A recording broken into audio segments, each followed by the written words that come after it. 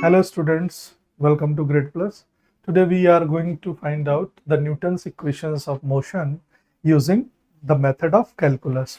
Calculus use करके हम Newton's equation of motion को derive करने वाले हैं. Basically ये जो part है ये 10+2 के बाद ही पढ़ा जाता है. तो जो भी स्टूडेंट्स खासकर 11th में हैं या 12th में हैं जो कैलकुलस से भली भांति परिचित हैं, they are very much familiar with the calculus, they can easily go with this method to derive Newton's equations.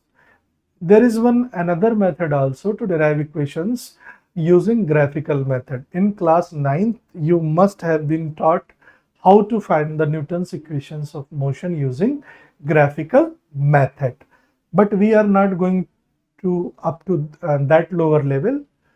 We are going to discuss the method of calculus.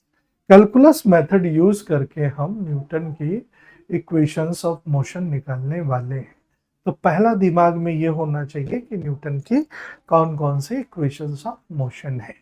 3 equations of motion है. The very first is v equal to u plus at, speed और time की एक relation.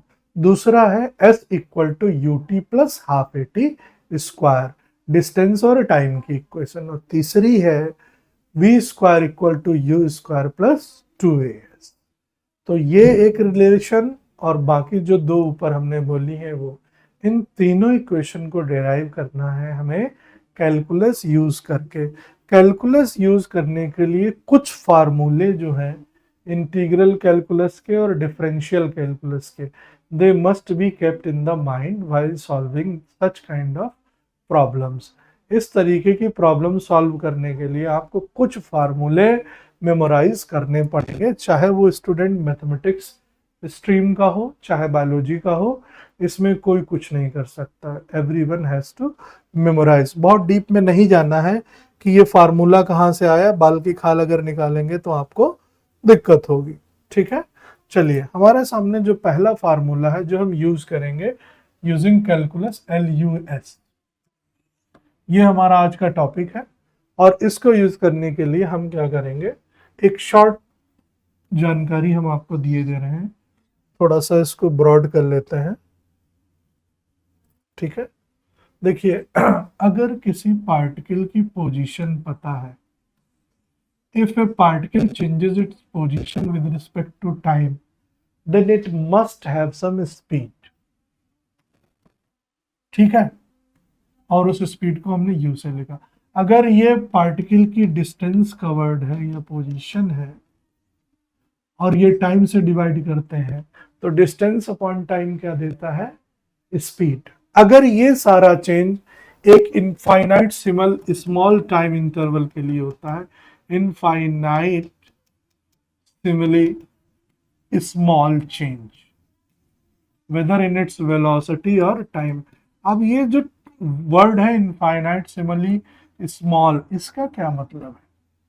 देखिए Newton का बहुत बड़ा हाथ है कैलकुलस को, कैलकुलस की थ्योरी और फार्मूला को मेंटेन करने का, बनाने का, इन्वेंट करने का.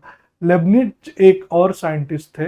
लेबनिज साहब ने भी बहुत सारा काम कैलकुलस में किया है, उन्हीं के इक्विवेलेंट है. तो लेबनिज साहब ने ये कहा कि जब भी किसी चीज़ को आप डिफ्रेंशिएट करते हैं, माइनस करते हैं या इंटीग्रेट करते हैं, जोड़ते हैं, तो ये जो प्रोसेस होता है ये एंडलेस होता है.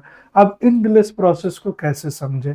जैसे आपने एक मैटर लिया, मैटर के छोटे छोटे टुकड़े करते चले गए, छोटे एकदम छोटे छोटे टुकड़े करते चले गए और लास्ट में हम कहाँ जाके रुक जाते हैं, एटम पे. हम क्या बोलते हैं, atom is the smallest part of the matter. Atom के आगे आप उसको और बाइफरकेट नहीं कर सकते. इन्होंने क्या कहा कि एक सिंपल एग्जांपल से ले लेते हैं कि आपको इस लाइन में ये जो एरिया कवर्ड है इस रेक्टेंगल में, आपको यहाँ से यहाँ तक का पूरा एरिया आपको निकालना है. यानी आपको शुरुआत x इक्वल 0 से करनी है और फिर x इक्वल 2 तक आपको जाना है. मान लेते हैं कोई आर्बिट्रेरी वैल्यू हमने ले ली है. तो उन्होंने ये कहा कि इस एरिया को इंटीग्रेट करने के लिए क्या करिए, इसको एंडलेस एंडलेस, शब्दों पे गौर करिएगा, एंडलेस पार्ट्स में बाइफरकेट कर दीजिए, ऐसे ऐसे ऐसे ऐसे जितने भी कर, जितना आप ऑब्जर्वेशन के लिए फाइन होंगे, जितना टूल आपका फाइन होगा, उतने ज्यादा आप पार्ट्स इसके कर सकते हैं। इसीलिए इनको एंडलेस स्मॉल स्ट्रिप्स भी कह सकते हैं या इनफाइनाइट सिमिली स्मॉल।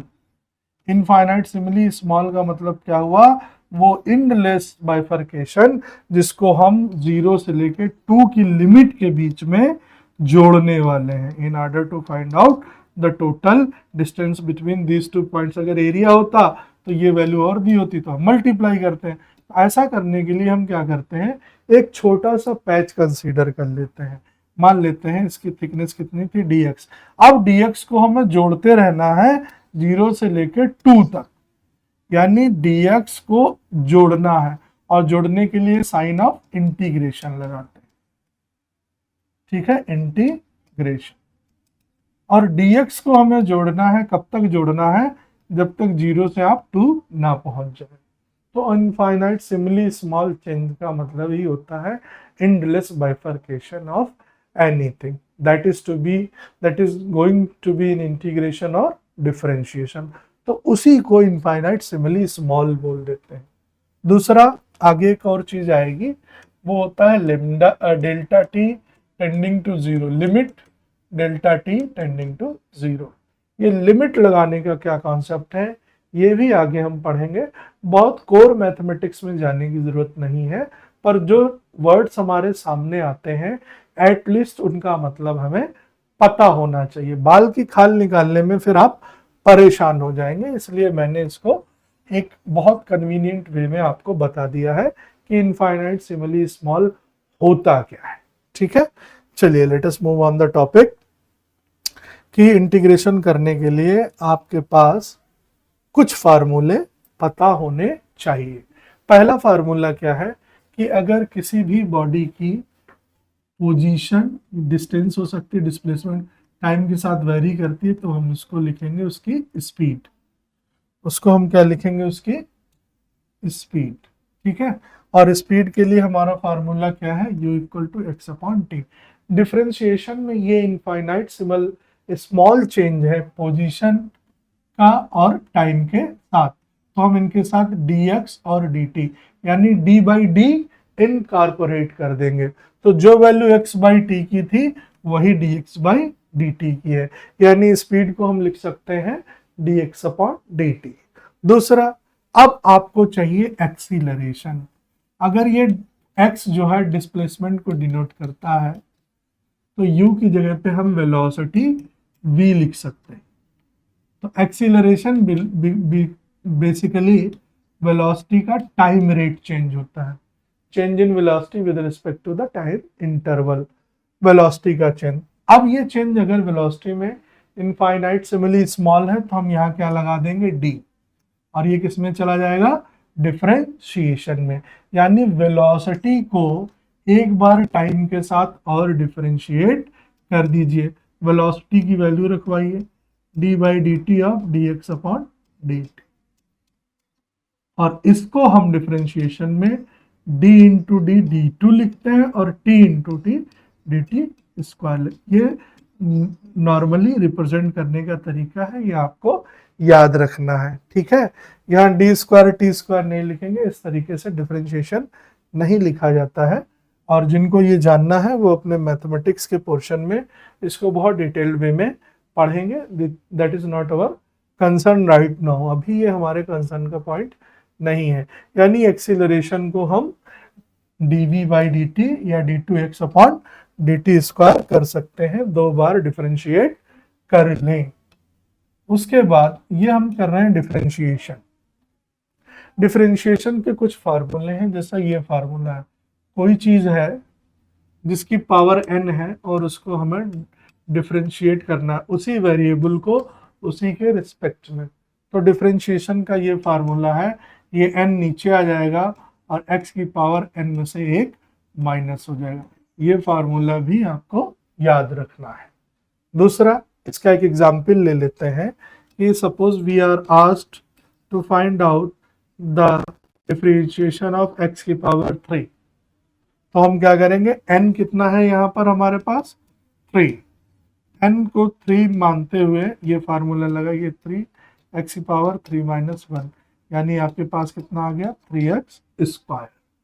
यही फार्मूला आप इसमें भी लगा सकते हैं, n की वैल्यू 2 है आपके पास, तो 2 नीचे आ जाएगा, 2 माइनस 1 यानी x खाली रह जाएगा 2x। अब ये बात हो गई हमारे डिफरेंशिएशन की। अब हम आ जाते हैं इंटीग्रेशन में। आप चाहें तो स्क्रीनशॉट ले सकते हैं, मैं हट जा रहा हूं। वापस हम आते हैं इंटीग्रेशन। इंटीग्रेट का मतलब क्या है, जोड़ना। जब हमने कहा कि इसकी टोटल लेंथ x है, यानी 0 से लेके इस एंड तक आप जब आएंगे तो इनको सबको जब ऐड करेंगे तो आप क्या पा जाएंगे x। और जोड़ने का तरीका क्या था कि एंडलेस स्मॉल फ्रैक्शंस में इसको डिवाइड कर लीजिए, और वो फ्रैक्शन क्या है dx, यानी dx जितने भी जुड़ते जाएंगे वो जुड़ के टोटल वैल्यू x देंगे। क्या देंगे, x देंगे। ठीक है, अब यहां पर एक और फार्मूला बना लेते हैं। जैसे आपने d by d x of x to the power n d x पढ़ा था,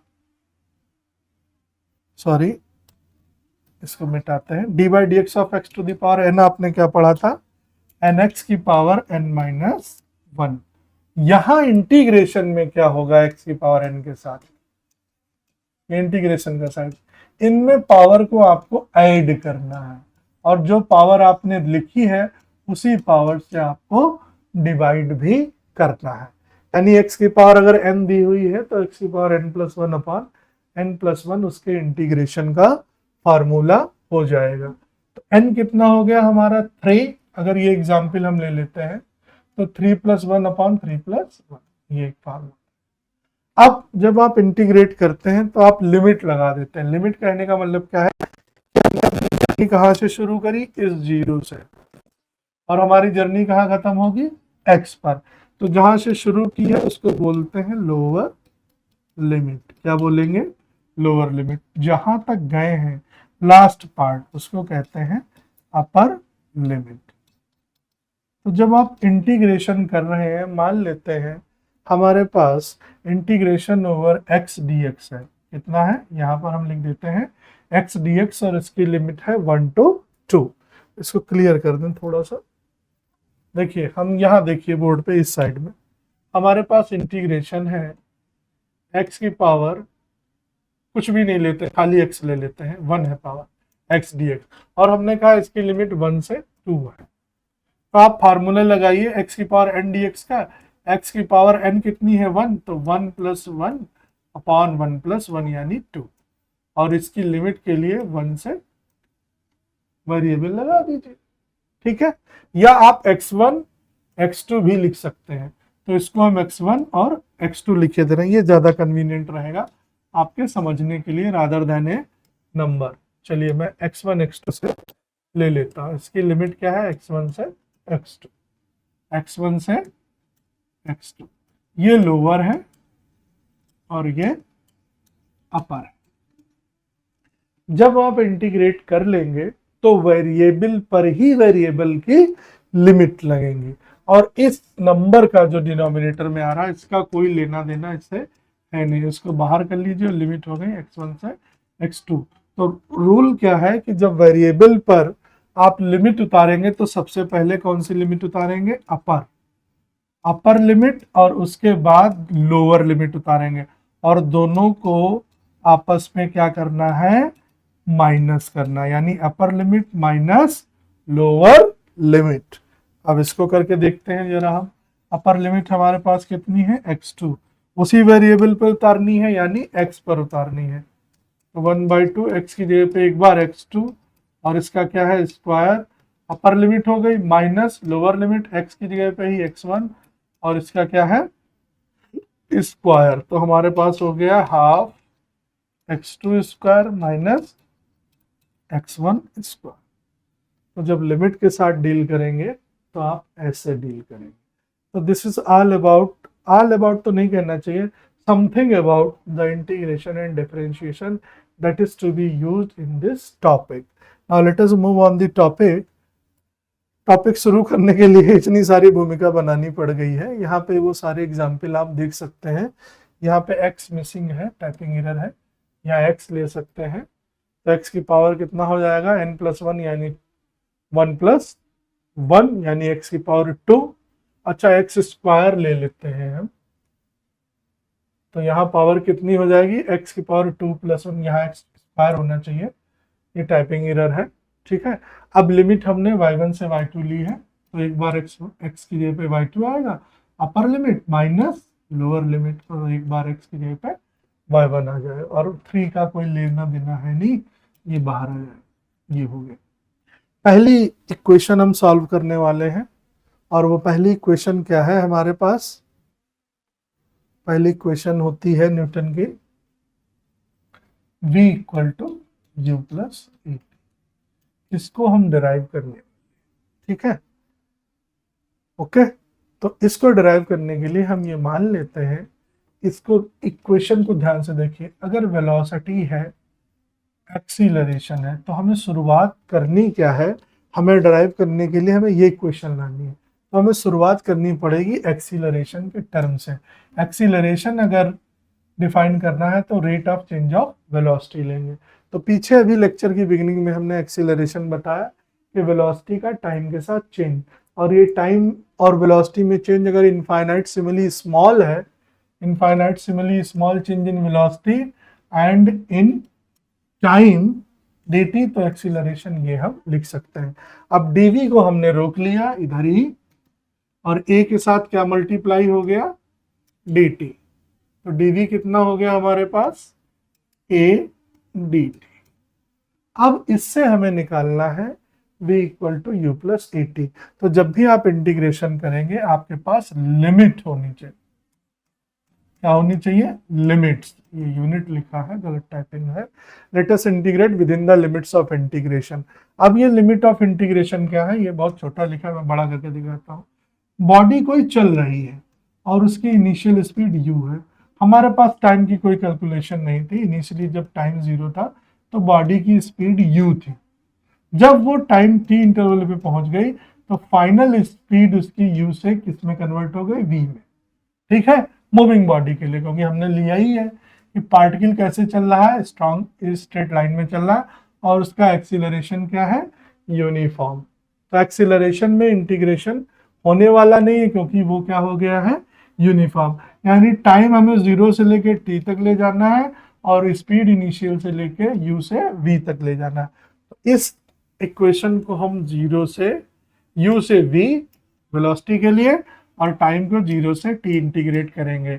एक्सीलरेशन को साइन ऑफ इंटीग्रेशन से बाहर रखेंगे, क्योंकि ये इंटीग्रेशन में नहीं जाने वाला है। क्यों नहीं जाने वाला है, क्योंकि ये यूनिफॉर्म हमने मान रखा है पहले से, जो यूनिफॉर्म है उसका इंटीग्रेशन आप नहीं कर सकते। करिए, फार्मूला याद रखिएगा, इंटीग्रेशन ओवर dx क्या होता है, x, हमने लेक्चर की बिगिनिंग में ही बता दिया, ये याद रखिएगा। इंटीग्रेशन ओवर dx क्या होता है, x, तो इंटीग्रेशन ओवर dv क्या हो जाएगा, v, और lower limit u, upper limit v। a ऐसे ही इंटीग्रेशन ओवर dt यानी dx का x की जगह पे क्या है t, 0 से t।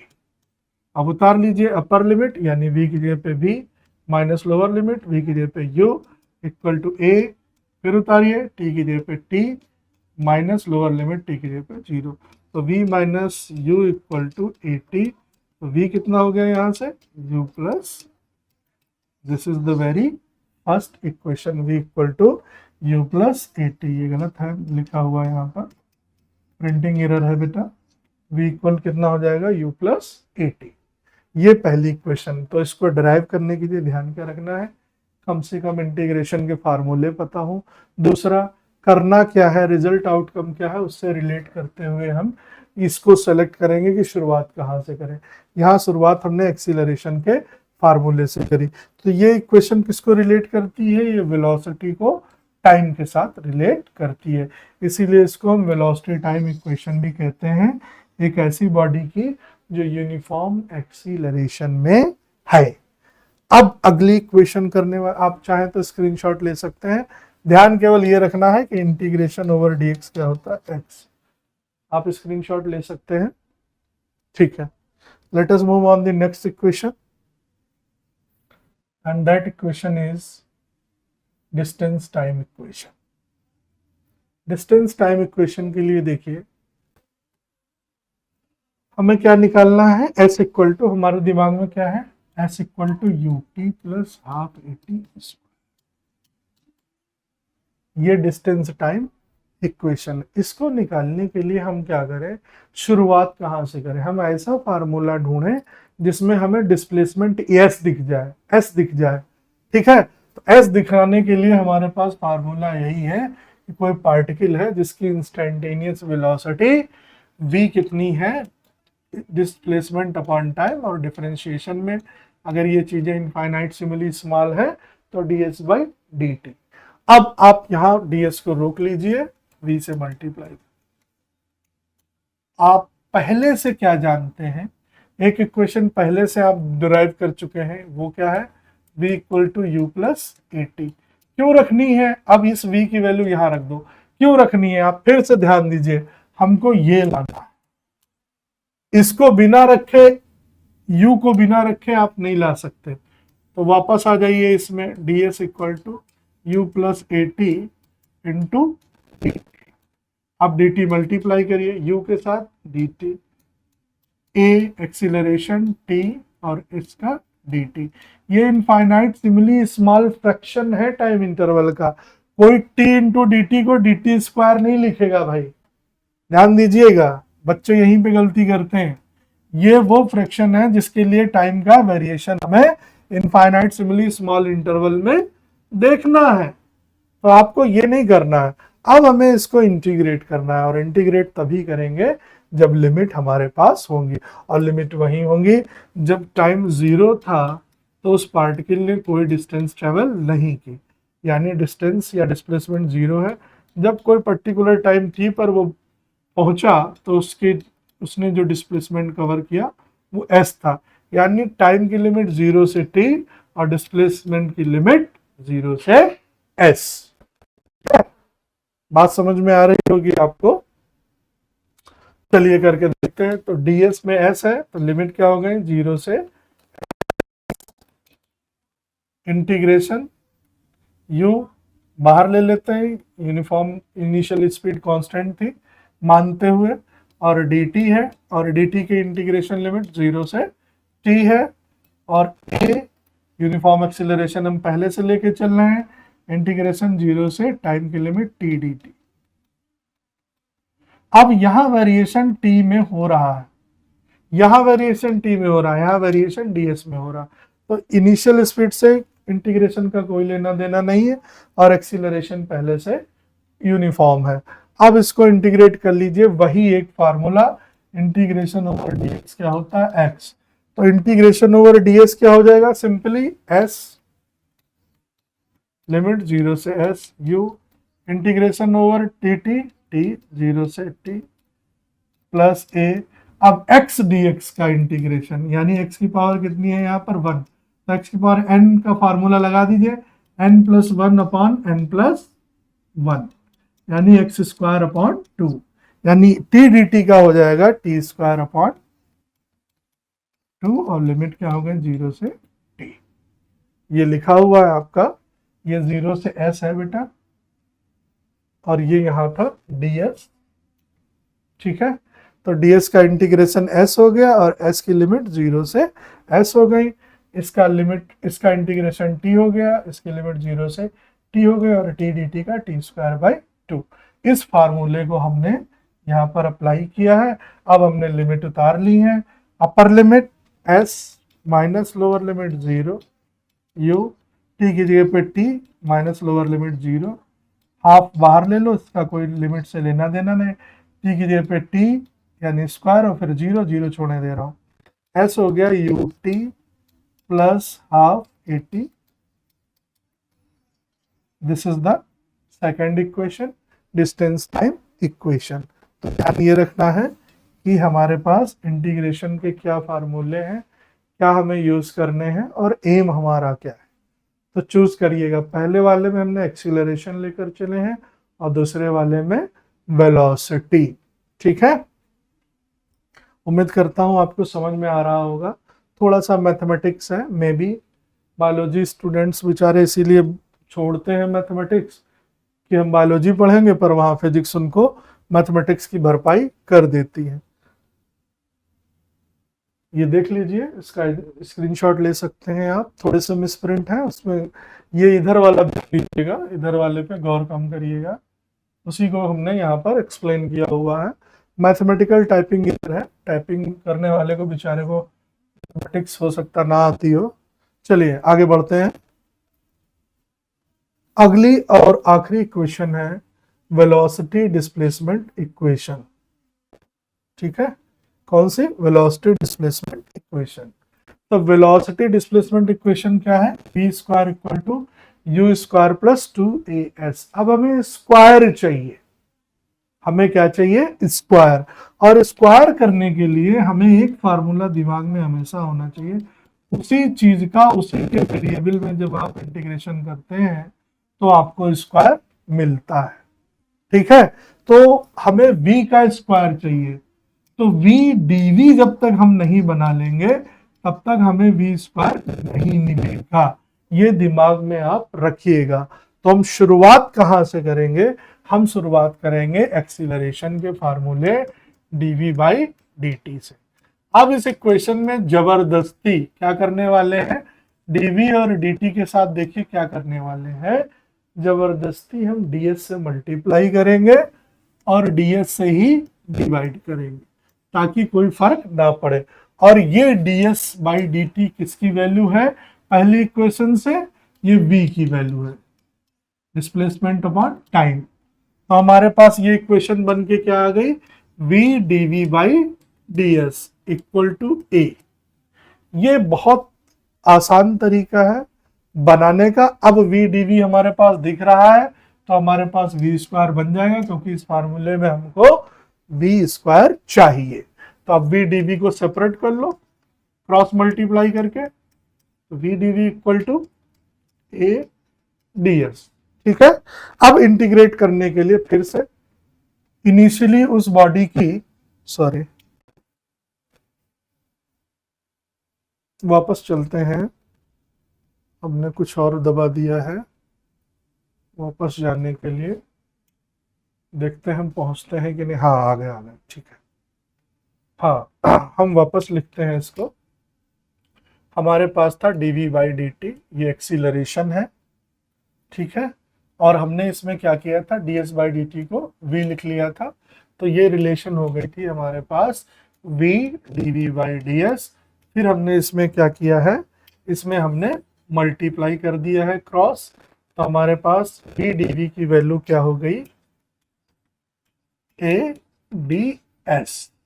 अब इंटीग्रेट हमें करना है, इंटीग्रेट करने के लिए हमारे पास इंटीग्रेशन की लिमिट होनी चाहिए। इनिशियली बॉडी की जो स्पीड थी वो v से u थी, और फाइनली वो u से कहाँ पहुंच गई? v। यानी हमें वेलोसिटी की लिमिट्स चाहिए। जब टाइम 0 था तब बॉडी का डिस्प्लेसमेंट 0 था, जब टाइम t हुआ तो बॉडी का डिस्प्लेसमेंट s हुआ। यानी डिस्प्लेसमेंट की लिमिट क्या हो जाएंगी? 0 से s, टाइम के साथ 0 से t। टाइम का टर्म है नहीं तो we don't bother about time, तो लेकिन ये बिना टाइम कंसिडरेशन के लिमिट आएंगी नहीं। तो v dv की जगह पर हमको क्या लिखना है? इंटीग्रेशन u से v, v dv equal to a, uniform acceleration है, इंटीग्रेशन से बाहर है, 0 से s ds। अब हमारे सामने फार्मूला v dv है, ये हमारे पास फार्मूला लिखा हुआ है v dv के लिए। ये कितना हो जाएगा? v square upon 2, limit lower है u, अपर है v, a ds का इंटीग्रेशन s, और इसकी लिमिट हो जाएगी हमारी 0 से s।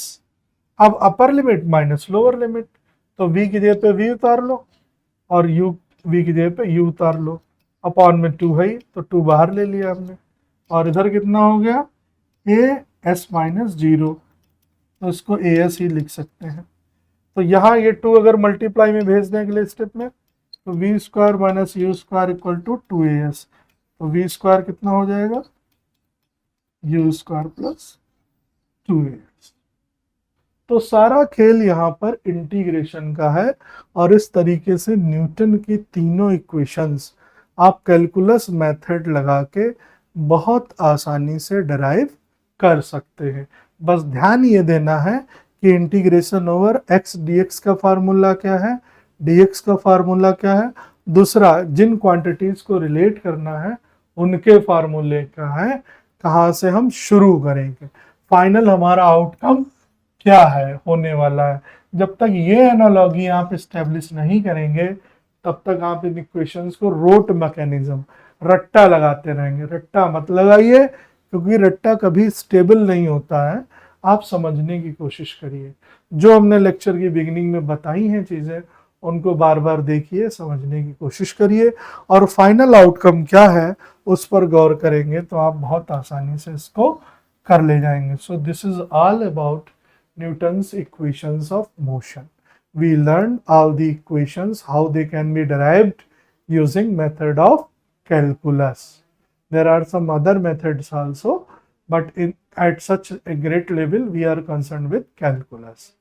So don't feel fear while deriving such equations by this method of integration. You will enjoy once you learn the concept. तो इसी तरीके से वीडियो को देखते रहिए, लाइक करिए, शेयर करिए, सब्सक्राइब करिए, और जो भी चीज़ें आपको लगता है कि मिस हो रही हैं या समझ में नहीं आ रही हैं तो आप कमेंट सेक्शन में उनको पूछ भी सकते हैं। Thank you for watching grade plus. Have a good day.